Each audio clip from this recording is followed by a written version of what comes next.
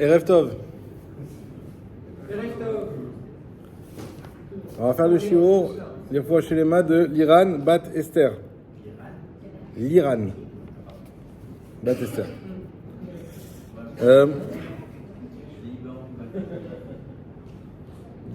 Oui, j'ai rencontré. Baruch haba.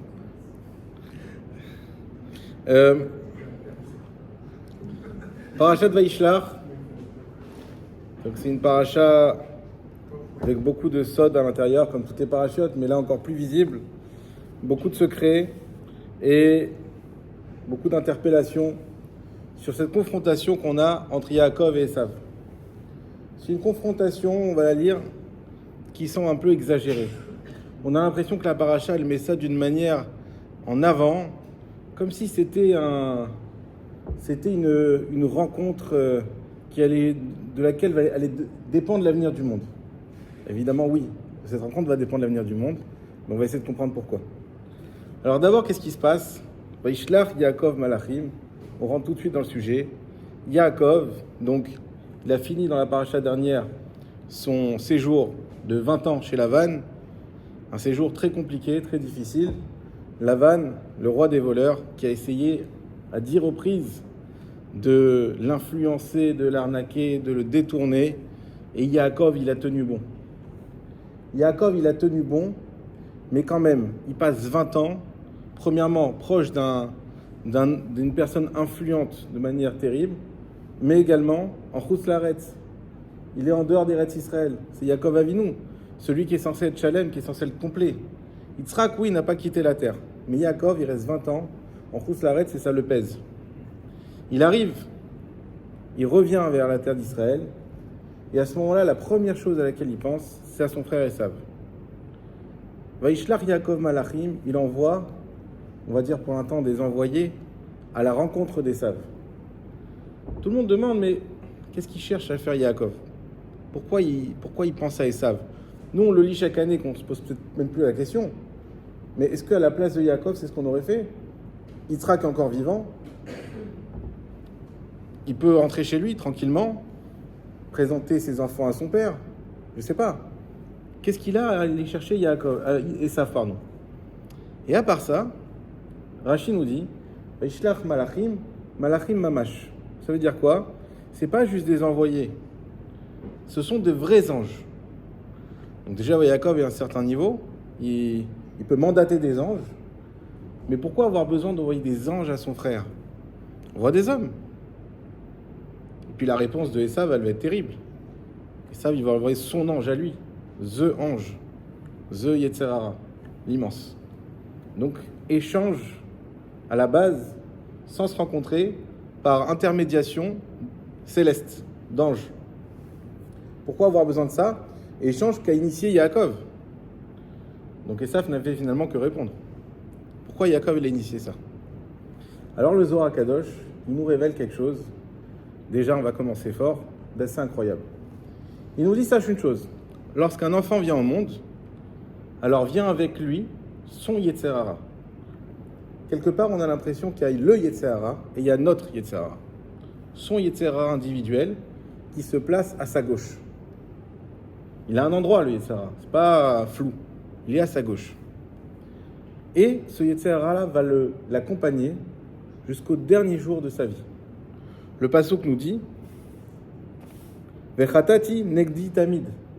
David Amelech, il dit ma faute, elle est devant moi tout le temps. Et Racham dit c'est qui qu'on appelle Chatati, ma faute ? C'est le Yetzerara. Aussi, c'est écrit dans Bereshit les pétards Chatat Rovetz. Au pas de ta porte, le Yetzerara est tapis.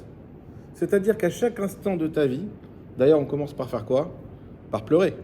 C'est pas pour rien quand on arrive au monde.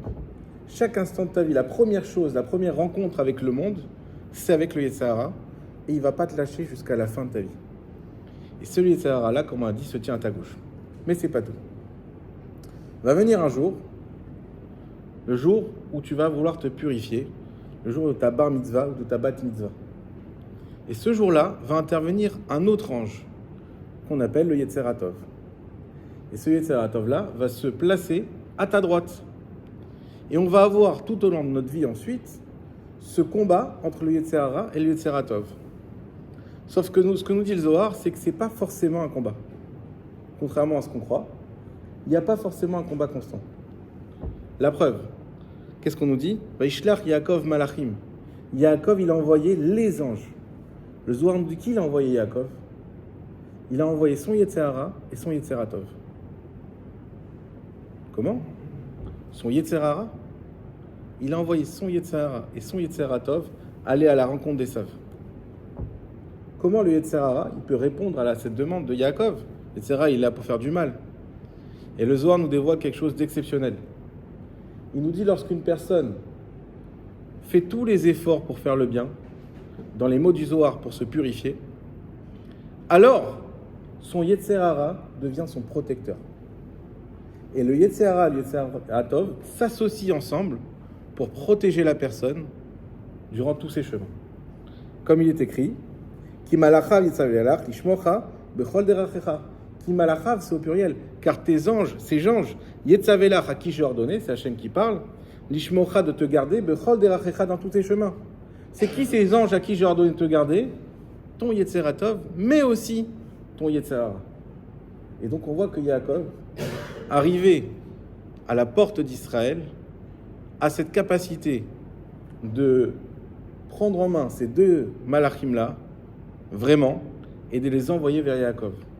La leçon pour nous, apprendre aussi, dès lors qu'on décide de faire de bonnes actions, dès lors qu'on décide de nous purifier, alors même notre Yetzirah, il est là pour nous protéger, et dans ce cas-là, on devient invincible. On a deux anges protecteurs qui nous protègent de manière complète. Tout dépend de nous. Alors incroyable, Yaakov, il envoie des anges, son Yetzirah et son Yetziratov. La question qu'on a posée, pourquoi il trouve ce besoin d'aller titiller la bête? Je veux dire, si on a peur d'Esav, on essaye de faire discret. On passe discrètement à côté. Qu'est-ce que nous dit le Midrash? Il nous le dit, Marzik Beozne Kelev. Il appelle ça la notion de Marzik Beozne Kelev. C'est quoi cette notion-là? Imaginez-vous quelqu'un, comme beaucoup, ont peur des chiens. Il a très peur des chiens. Il est dans la rue, il passe dans le petit passage, la Wiesmann qui monte vers Remez, et là, il y a devant lui un gros chien qui arrive. D'accord? Il n'y a pas le choix. Il faut avancer, il faut reculer, il ne sait pas quoi faire. Il ne va pas se mettre à courir, ça ne se fait pas, il y a sa femme à côté. Alors, qu'est-ce qu'il fait? Et bien lui, il arrive près du chien, et là, il attrape les oreilles du chien, il le fait passer comme ça, et le chien, il commence à s'exciter dans tous les sens, il le jette et il part en courant. Le Midrash, il dit, mais ce chien-là, si tu ne l'avais pas touché. Alors toi, lui, au début, qu'est-ce qu'il se dit? Il se dit, heureusement que je l'ai attrapé, parce que j'ai vu comment il était... si je ne l'avais pas attrapé, il m'aurait dévoré. Mais ce chien-là, si tu ne l'avais pas touché, il aurait continué sa route tranquille. Il dit pareil avec Yaakov. Si Yaakov n'avait pas parlé à Esav, Esav ne serait pas venu. Qu'est-ce qu'il a dit à Esav, Yaakov? Alors il dit aux anges, allez-y, allez voir Esav. Qu'est-ce qu'il leur dit? Premièrement, il leur dit, je suis riche de bêtes, d'animaux. Dans le texte, Imnavar Garti, il shor vachamor. J'ai des taureaux et des ânes. Pourquoi il lui dit ça? Parce que la première crainte qu'il avait, Yaakov, il n'a pas vu son frère depuis 20 ans. Déjà, il ne sait pas où il en est, Esav. Il a peut-être fait tchouva, il a peut-être, au contraire, il tombait plus bas. Mais il dit, regarde, pourquoi tu m'en voulais à moi? Parce que tu m'en voulais parce que j'ai pris la bracha. La bracha, elle tient sur quoi? La bracha, elle tient sur la shemen aretz, sur la graisse de la terre. C'est comme ça qu'il a béni. Et sur la rosée. Dis-moi, ce que j'ai aujourd'hui n'a rien à voir avec la bracha que papa m'a faite. Sache que la bracha qui nous a faite papa, qui m'a fait que je t'ai pris, c'est uniquement dans le but de faire la continuité du clan Israël. Et ça, toi, Esav, tu t'en fiches complètement du clan Israël. Toi, ton seul but dans la vie, c'est Ish Tsaïd, c'est d'avoir tout de suite, d'avoir le plat maintenant, de manger tout cru. Donc tu veux la matérialité à fond, mais ça, je ne l'ai même pas prise. Ce que j'ai gagné de matérialité, c'est 20 ans de travail, 20 ans de labeur, 20 ans d'effort énorme. Sache que la bracha que je t'ai prise, je t'ai pas pris la bracha de papa. Donc premièrement, tu n'as pas à m'en vouloir pour ça. Mais pas celle qui vient de la bracha. Puisque la bracha, c'était Shemen Haaretz et la rosée. Donc il dit, il n'est pas venu avec du pétrole. Il est venu avec des bêtes. Les bêtes, c'était pas inclus dans la bracha. Donc c'est une chose qui était pas, qu'il a eu, qui était quelque part son labeur, mais pas quelque chose qu'il a reçu grâce à la bracha. On dit ça, je te l'ai pas pris. Premièrement. Deuxièmement, on sait que Yaakov, on va alourdir la question, il avait aucune peur à avoir d'Ésav. Pourquoi il avait aucune peur à avoir d'Ésav?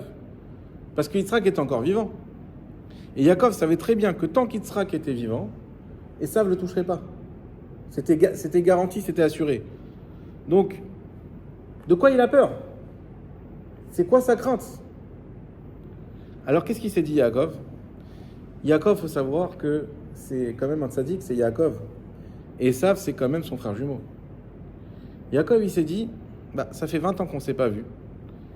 Les choses ont pu se tasser, 20 ans quand même. Peut-être que je lui manque. C'est que mon frère avec qui on est resté ensemble pendant tellement d'années.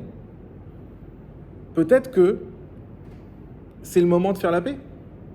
Et justement, tant que papa est là, quand mon père sera plus là, alors ça pourra éveiller son esprit guerrier. Il pourra s'éveiller plus facilement. Mais tant qu'il y a mon père, de toute façon, il ne peut pas me tuer. Alors autant aller le voir et faire la paix. Yaakov, il avait une vraie ambition de remettre Ésav dans l'équation. Ésav, il est sorti de l'équation des Havot.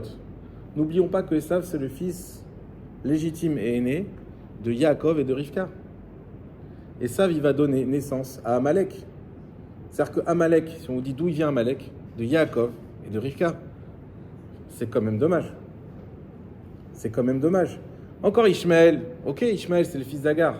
On peut dire, bon, Agar, à la base, elle n'est pas dans le truc, même si c'est une sadéquette. Mais Rivka, c'est une sadéquette, c'est la mère d'Israël. Yitzhak, c'est le père d'Israël. Et quoi? Et ça, on va le laisser en dehors.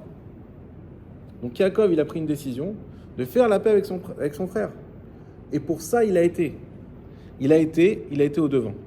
Mais quand même, le Midrash lui dit, tu as manqué de pertinence. Pourquoi? Parce que tu as été prendre le chien et tu l'as pris par les oreilles. Et tu l'as excité, en fait. C'était pas cette manière qu'il fallait prendre. Vous savez comment il fallait prendre Ésav?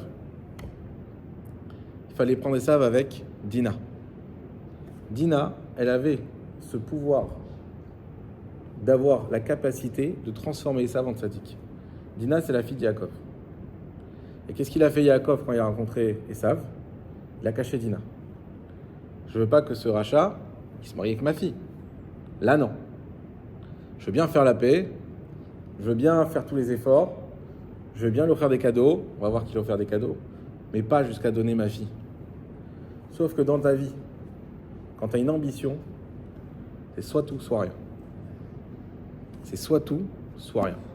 C'est ton frère, tu veux le faire tchouva, tu as une fille qui est son mazal. Parce que son mazal à Esav, c'était qui? C'était Léa. Léa, elle a changé, comme on sait qu'on peut changer notre mazal. Elle a changé son mazal, elle a fait tous les efforts pour aller avec Yaakov. Du coup, c'est Dina, sa fille, qui a récupéré ce mazal.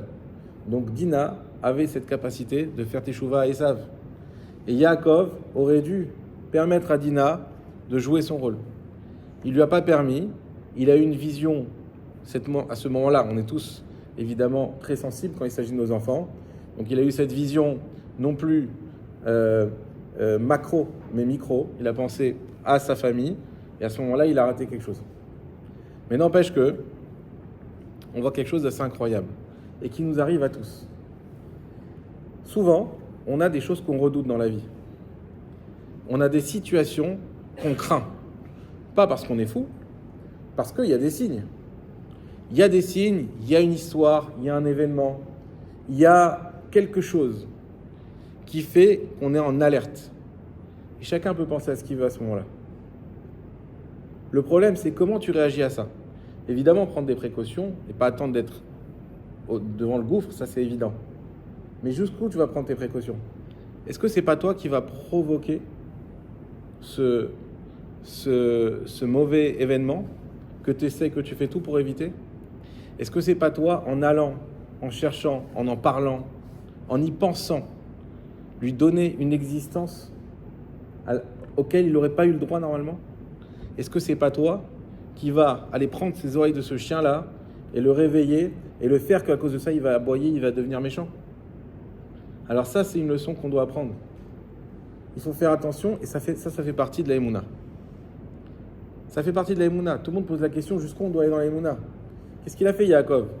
Il s'est préparé de 3 manières. Rachid nous dit les cadeaux, la tfila et la guerre. Il a envoyé des cadeaux à Esav pour l'amadouer. Ça marche très bien en général. Et ça a marché. Il n'y a pas eu besoin du reste.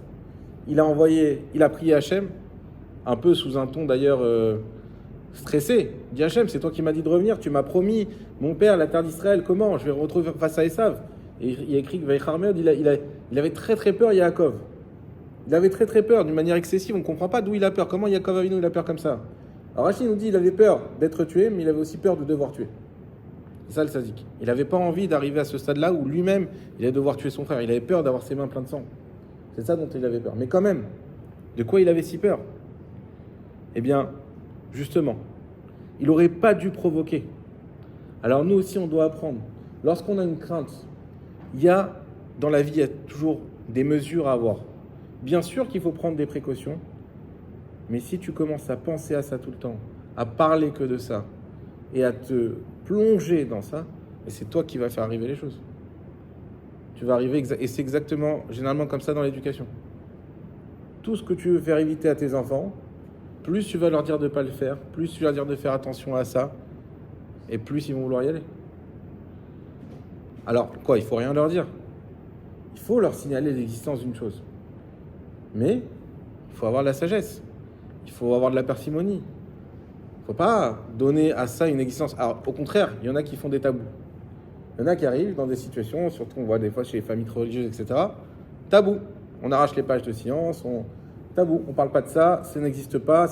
Ça, au contraire, ça crée des questionnements, des curiosités, et après, qui ne sont pas contrôlés.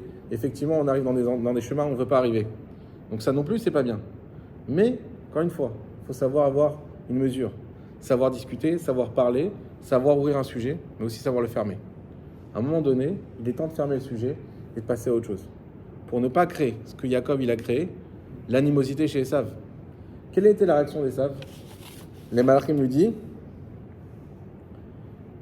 Yashua Malachim Yaakov est mort, Banou al-Achicha, on est arrivé vers ton frère. Oui.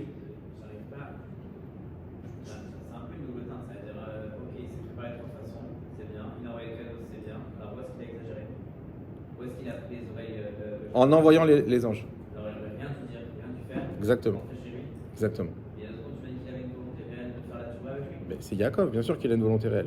C'est pas une exagération, il avait fait. Rentre chez toi, présente-toi, il y a ton père, voilà, je suis de retour, fais un repas familial, voilà mes enfants, voilà Dina.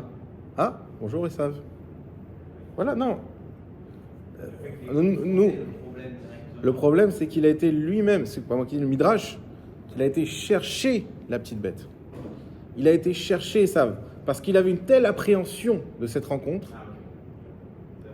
S'il était serein, tranquille et qu'il y va, Oui. c'est une chose. Oui. Si tu as peur et tu fonds avec le plus haut, c'est un autre problème. Exactement. Faire face au problème, évidemment. Il ne s'agit pas de faire l'autruche. Il y a des moments où il y a un problème, il faut y faire face. Bon, il y a des fois, il faut faire l'autruche aussi. Il faut savoir des fois quand on n'est pas capable, il faut savoir aussi se calmer. Mais, lui, c'est pas qu'il a voulu faire, il a anticipé. Combien de fois dans notre vie, on s'est dit, ah mince, j'ai parlé, j'ai dit, j'ai fait, si j'avais attendu un peu, tout seul, ça serait arrangé. Tout seul, la chose serait arrivée comme j'aurais voulu. Tout seul, j'aurais pu, la personne serait elle-même venue vers moi. Combien de fois on n'a pas été assez patient? Parce qu'il y a une crainte. Cette crainte, elle vient d'un petit manque de Emouna. Elle vient de quoi? T'as peur que ça ne va pas t'arriver? T'as peur que c'est maintenant ou jamais? Non. Tu vois, ok, c'est maintenant ou jamais, mais tu ressens que ce n'est pas le moment d'envoyer ce message-là. Tu ressens que c'est pas ma team, comme on dit. Peut-être qu'il faut attendre. Ça ne veut pas dire qu'il ne faut jamais l'envoyer. Ça ne veut pas dire qu'il n'est pas bien. Ça ne veut pas dire que ce n'est pas justifié. Ça veut dire que ce n'est pas le moment. Yaakov, ce n'était pas le moment. C'était pas le moment. Et ça a excité Esav. Maintenant, Esav, comment il arrive? Comme on l'a dit, il arrive. Donc, ils l'ont dit. On a été chez ton frère. Elle Esav, vers Esav. Pourquoi ils disent vers ton frère, vers Esav? Toi, tu as cru que c'était ton frère. Sache que toi, tu as voulu avoir une démarche fraternelle. Sache que c'est Esav qui arrive. C'est qui Esav? Ish Saïd, c'est le guerrier qui est en route. Vegam oler likratecha. Lui aussi, il arrive. C'est-à-dire, tu crois que... Non, là, il nous a vu arriver. En fait, on l'a prévenu de ton arrivée. Alors maintenant, c'est lui qui arrive. Il prend les devants. Donc là, Yaakov, tout d'un coup, hein, c'est comme si tu veux aller voir quelqu'un pour lui dire, écoute, ce que tu as fait, tu as construit un mur mitoyen, c'est pas bien, tu as mis un truc comme ça, fallait pas, tu vas voir le voisin. Il dit, ah non, mais ça tombe bien parce que je suis en train de t'assigner là. Donc il voit que Esav, il a passé un cap. Verba meot ishimo. Il y a 400 hommes avec lui. Vaïra Yaakov meod vayetzerlo. Yaakov, il a eu très peur et il a craint. Donc qu'est-ce qu'on voit? On voit que Esav, il arrive avec 400 hommes. Alors c'est très intéressant parce qu'on dit Arba meot ish imo. Ish, c'est au singulier. Pourquoi c'est au singulier? Parce que les 400, ils étaient très unis. C'était une armée bien solide, hein, les guerriers de Troie. C'était une armée super solide. Et ça a fait peur à Yaakov. On va y revenir après. En tout cas, Esav, il arrive comme ça, avec cette armée. Tous, Imo, avec lui, ça veut dire quoi aussi? Tous forts comme Esav. Donc, véritable... Et Yaakov, il tremble. Il envoie les cadeaux, il sépare le camp en deux. Finalement, quand Esav, il arrive, il sépare le camp dans l'autre sens. Il met certains devant, certains derrière. Yaakov, on le sent perdu. Et on n'aime pas le voir dans cette position. Jusqu'à qu'il affronte l'ange de Esav directement. Parce qu'il finit avec l'ange de Esav, là, il sort. Qu'est-ce qu'il envoie comme message, Yaakov, quand même, à Esav? Yaakov, il n'est pas non plus comme un petit mouton tout doux. Il lui dit, Mlavan Garti. Il dit, sache que j'étais chez Lavan. Vaïchara Data, et c'est pour ça que je me suis attardé là-bas. Tout le monde connaît cette histoire. Garti, c'est 613. Pour dire à Esav, ça, j'ai fait les 613 mitzvot. Mais il y a une autre explication qui dit, non, c'est quoi Mlavan Garti? Sache une chose, je sais ce que tu vas te dire. Tu vas te dire que tu as l'ascendant parce que toi, tu étais en Israël et pas moi. Il dit, mais sache que en Chouslaretz, c'est très actuel. C'est vrai que j'étais pas en Israël, mais je me suis battu pour l'éducation de mes enfants. Et ce mérite-là, de m'être battu pour le chinour de mes enfants en dehors d'Israël, il dépasse ton mérite à toi d'être en Israël. Donc, crois pas que tu as l'ascendant sur moi sur ça. Donc, Yaakov, il vient aussi de cette manière-là.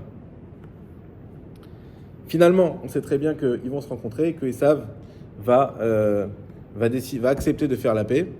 Mais c'est très intéressant de voir que Yaakov, il était dans une démarche de crainte. Alors, on finira par la vision qu'a donnée Ravon Chaya, Refoua Shelema, à lui, qui est une vision intemporelle de cette histoire. Ravon Chaya nous explique la chose suivante. Il dit, pourquoi il a envoyé des anges? Il dit, parce que s'il envoie des anges, il n'envoie pas voir Esav, il envoie des anges à travers le temps, à travers le futur. Qu'est-ce qu'ils voient, ces anges? Ils voient toutes les forces du mal qui se rallient. Quand est-ce dans l'histoire on a vu les forces du mal qui se rallient? Pendant la Seconde Guerre mondiale.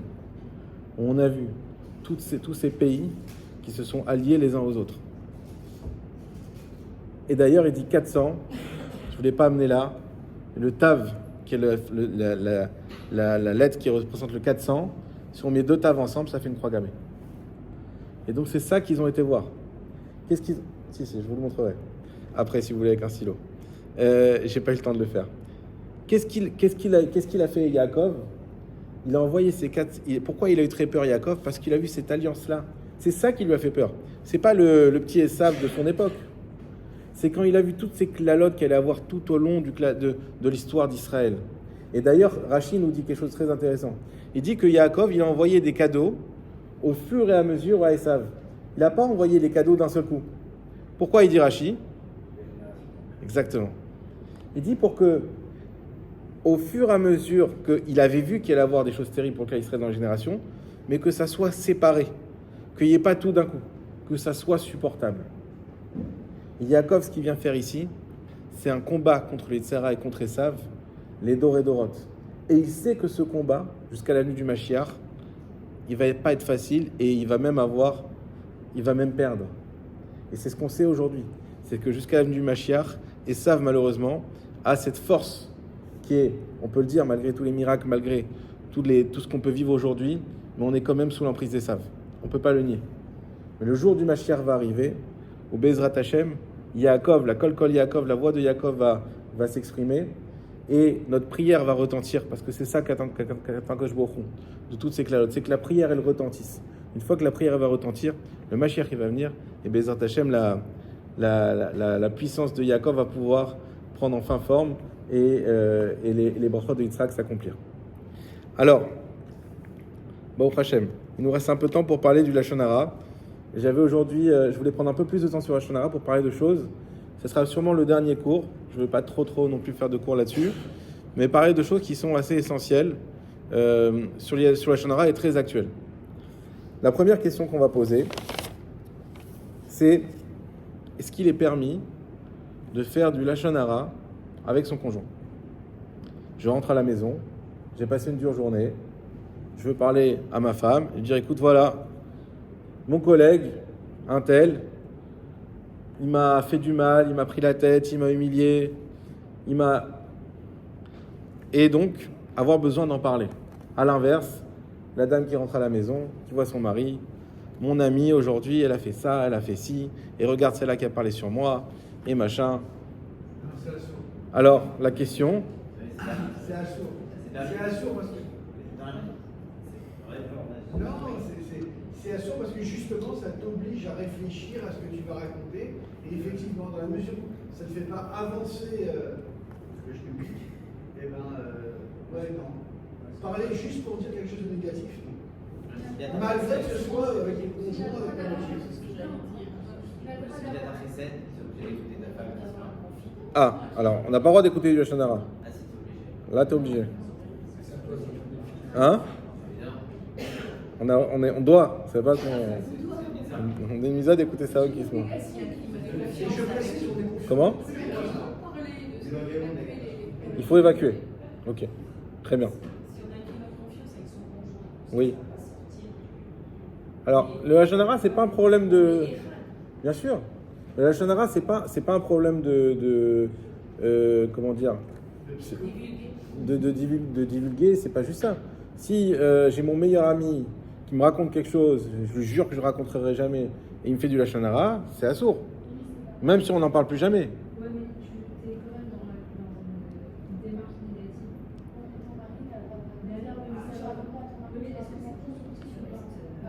Moi, je vais vous dire une chose.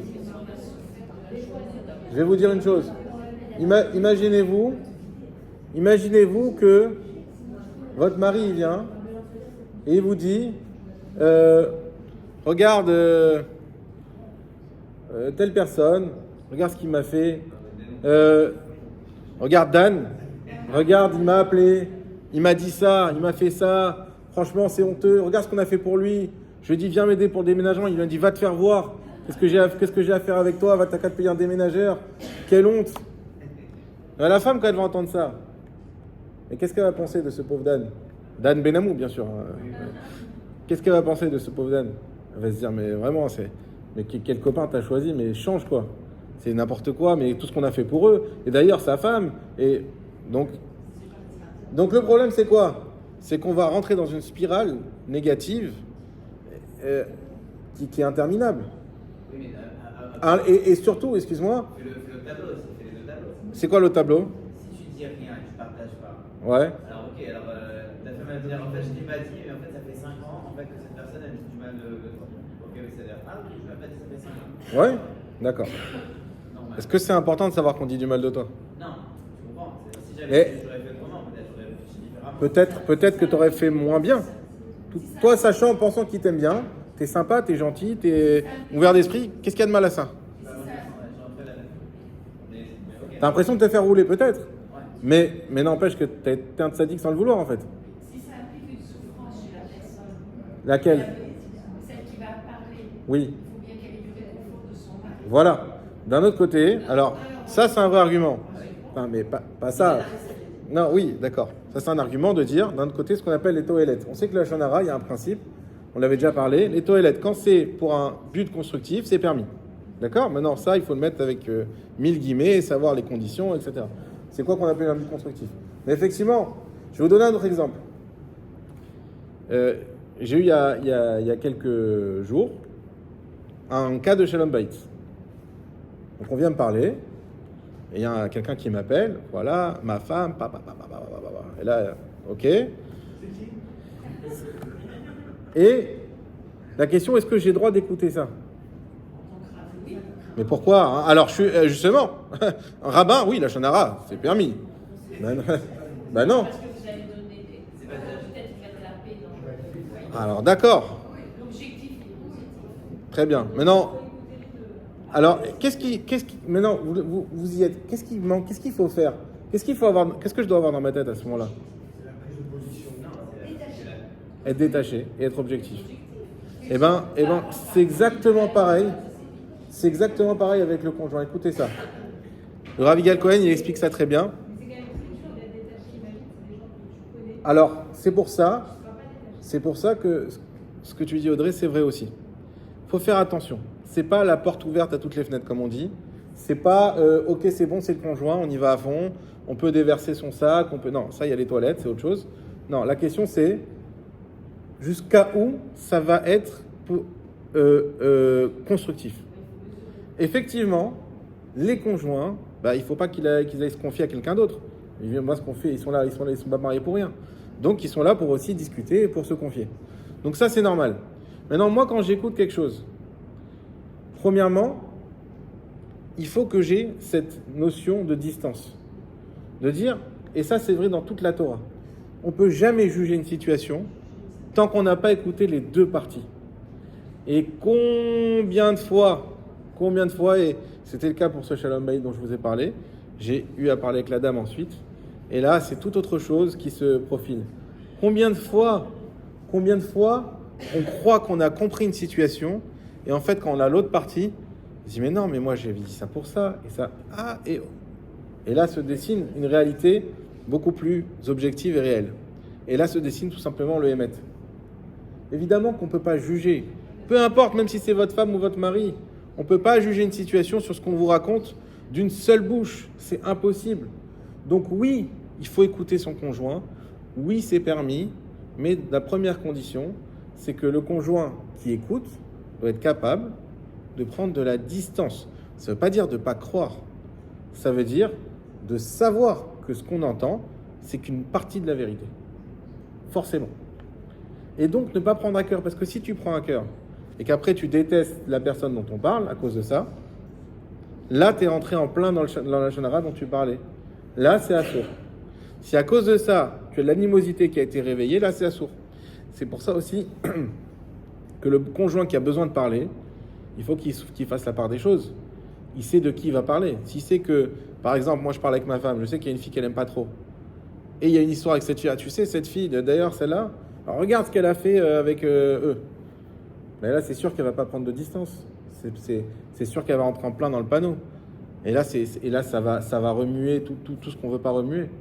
Donc là, il vaut mieux que je sois un peu frustré, que je parle pas. Et je prenne sur moi. Même si les non-juifs appliquaient cette règle-là, en fait, tu pourrais tout remettre en question. Parce qu'en fait, on est victime systématiquement de plein de préjugés, de plein de choses, de choses très simples. Et en vérité, c'est une remise en question systématiquement de l'information. Évidemment. Oui, c'est intelligent, en fait. C'est ce qui se passe dans un tribunal. Au tribunal, on a besoin d'avoir les deux parties. On a besoin d'avoir les avocats. On ne peut pas avoir une seule personne qui condamne une autre sans qu'elle soit là. C'est pas possible. Il faut avoir le droit à la défense. C'est un droit légitime et basique. Donc évidemment. Mais il faut avoir ça à l'esprit. Et ça, c'est tout un entraînement. Ça fait partie d'un entraînement de Rav. C'est que quand les gens viennent nous parler, on nous dit oui, tu dois écouter. Oui, tu dois. Il y a quelqu'un, je vous donne un autre exemple. Il y a quelqu'un qui a eu une histoire, une dispute. Et il vient voir le Rav, il dit voilà, juste cette dispute là-bas, c'est insupportable, et regarde ce qu'ils m'ont fait, et maman. Et qu'est-ce qu'il faut faire? Tais-toi, je veux pas t'entendre, boucher les oreilles. Moi, j'écoute pas de la shonara. Mais lui, il est mal, il a besoin de parler. C'est aussi une victime. C'est aussi une victime, pas parce que d'autres l'ont fait du mal. C'est une victime parce que lui a perçu ça comme du mal. Peut-être qu'il a tort, mais n'empêche qu'il en souffre. Alors là, oui, il y a quelqu'un qui vient, même on n'est pas rave, il y a quelqu'un qui vient se confier, qui a besoin de parler. Il a souffert d'une situation qui provient d'une personne, donc potentiellement du lashon hara. Oui, il faut l'écouter. Il faut l'écouter avec la distance. Lui donner son crédit, mais avoir en tête, et cet entraînement il est primordial, prendre une distance et ce qu'on appelle utiliser le Kav Zechut. Vous savez que le Kav Zechut, c'est une des techniques qu'on a pour permettre d'avoir la paix, c'est de bien juger les autres en leur trouvant des circonstances atténuantes. Les circonstances atténuantes. C'est pas toujours qu'on doit trouver des circonstances atténuantes. Il y a des fois, on a des histoires un peu exagérées pour montrer des tzadikim qui ont trouvé des circonstances. Il a fumé à Kippour, et regarde, il a dit qu'il fumait à Kippour, au moins il est honnête.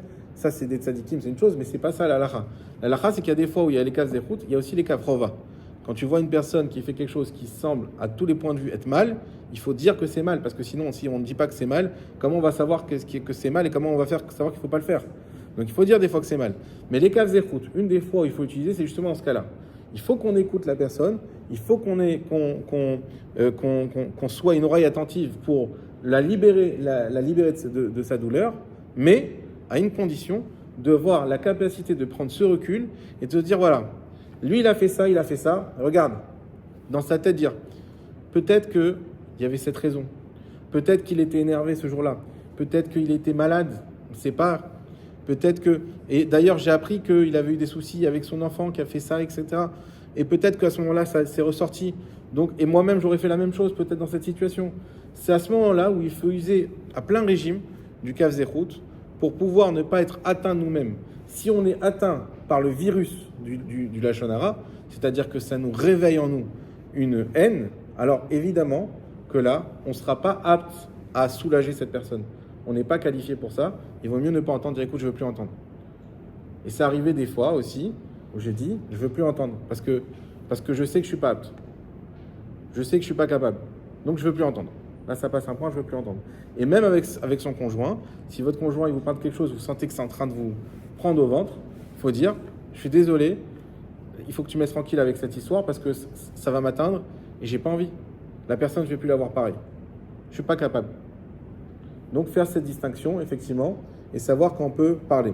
Est-ce qu'on a le droit de faire du Lashon Hara pour protéger une potentielle victime d'un oppresseur en disant attention, lui, sache que c'est un oppresseur. Évidemment.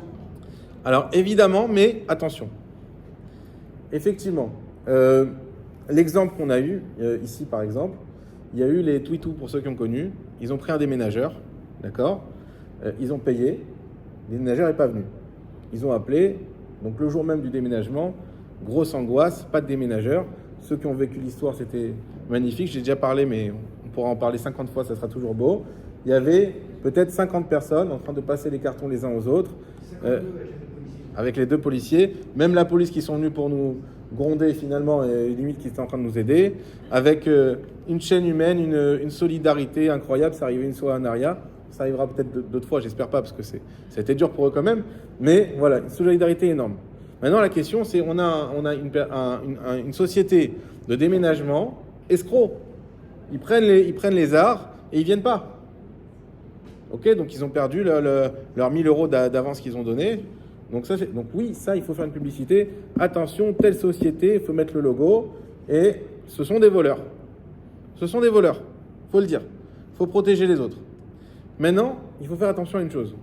C'est qu'on a le droit de dépasser ce cap-là que lorsqu'il n'y a pas d'autres moyens. Il y a peut-être des circonstances atténuantes, c'est vrai, on ne sait pas.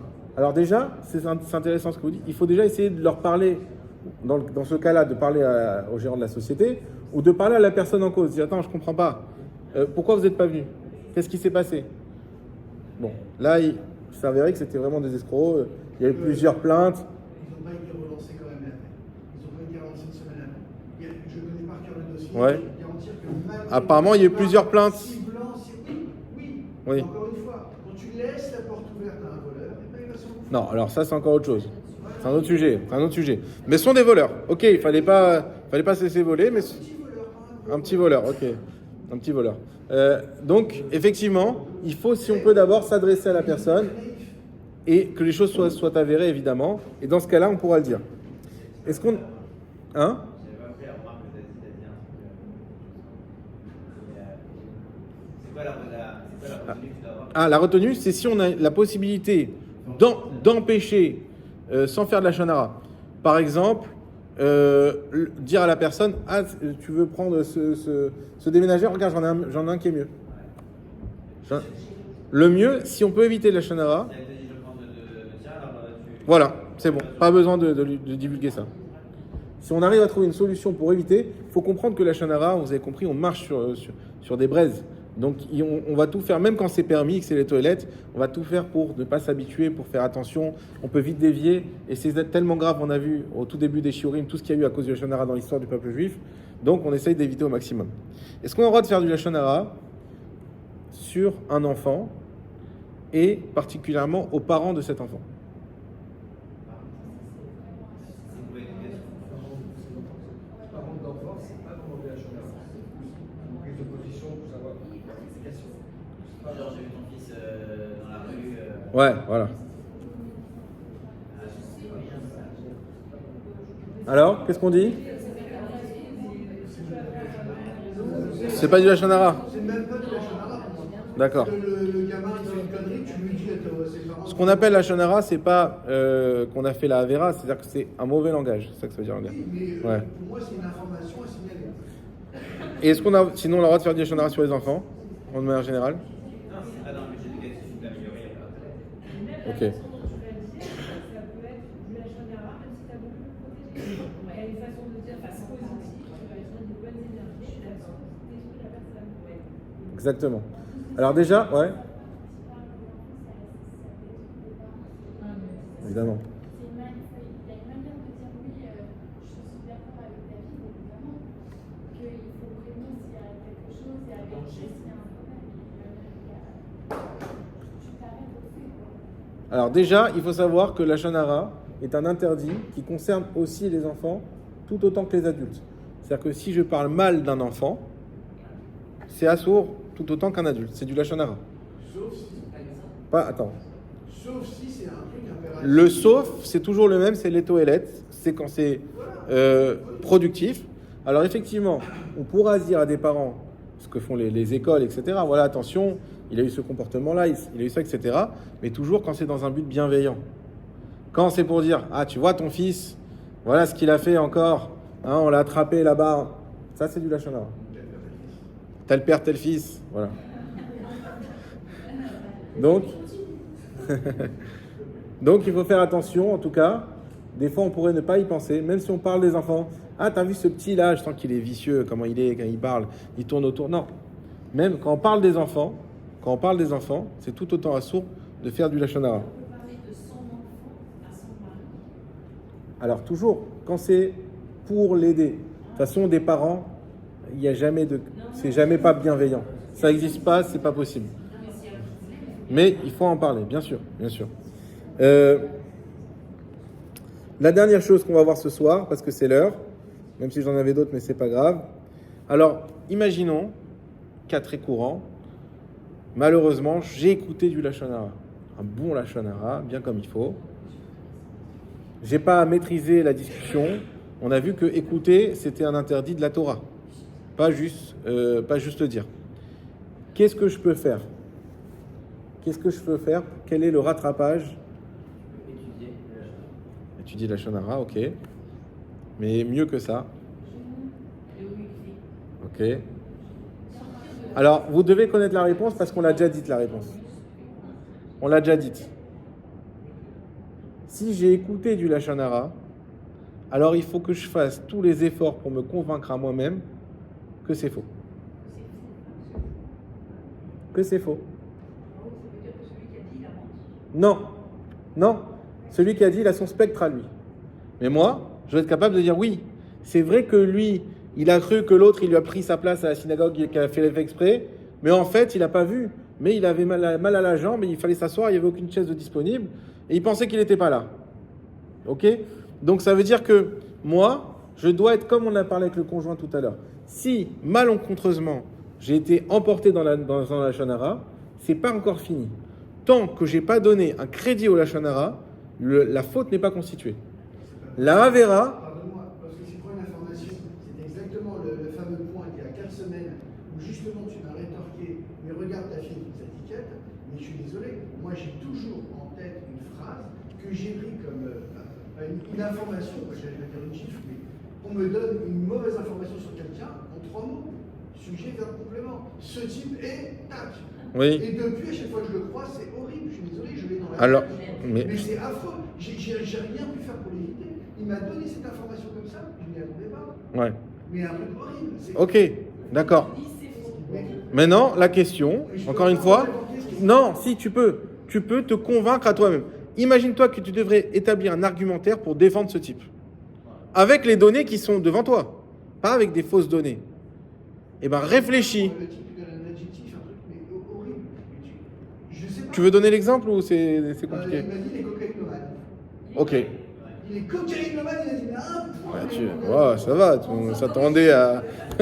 Oh, ça, c'est pas grave. C'est pas grave, arrête. Ouais. Ok, il est cocaïne. Non, faut pas lui faire confiance. Il est cocaïnomane. Ok, eh ben, tu peux dire peut-être qu'il l'a été, peut-être qu'il est plus, peut-être qu'il est sevré. Regarde, il avait l'air bien. La dernière fois que je l'ai vu dans la rue, il avait pas l'air si tant que. Hein? Les yeux rouges, c'est pas. Bon, en tout cas, à toi de faire cet effort pour te sauver. Non, mais d'accord, mais évidemment, on parle pas de ça. Maintenant, tu l'as su. Qu'est-ce que tu peux faire? Tu as encore une route de secours. Ta route de secours, c'est de tout faire pour décrédibiliser au fond de toi ce lachon hara, trouver les circonstances atténuantes, trouver de quoi dire non, en fait, lui, il a perçu comme ça, mais en fait, il y a ci, ça. Et si tu arrives à faire ça, à te convaincre à toi-même, à ce moment-là, tu t'es sauvé de la faute du lachon hara. Ça revient à avoir le bien chez nous. Tout à fait.